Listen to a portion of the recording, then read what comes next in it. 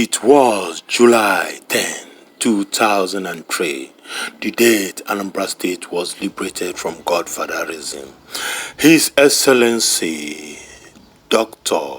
Chris Ngige, Governor of Anambra State, was abducted, his security forces dismantled, and held hostage by godfather of the day.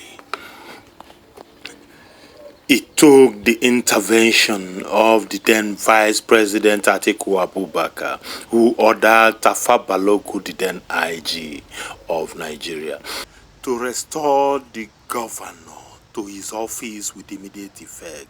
The intervention of the royal father, the intervention of Bola Ahmed Tinubu, the then Lagos State governor. Who else will tell the undiluted story like the special advisor to the then governor, Chris Ngige, Honorable Raphael Ige into Ngala Igbo.